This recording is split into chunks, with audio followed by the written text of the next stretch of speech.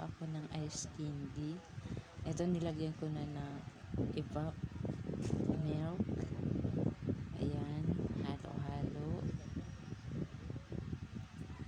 Yung ice candy ko guys, nilagyan ko yan ng cornstarch para malambot pag kainin. Kaya may cornstarch yan, hindi ko na pinakita sa inyo kung paano gawin.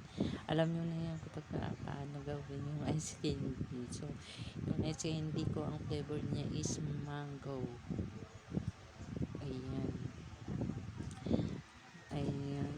Tapos, dinagdagan ko na rin siya ng sugar ulit kasi nga medyo mas masarap pag medyo matamis yung ice candy.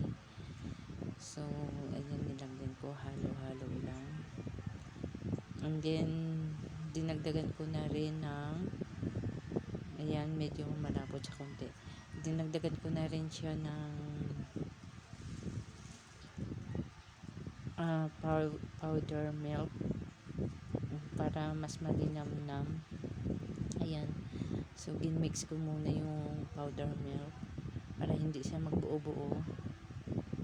Ayan.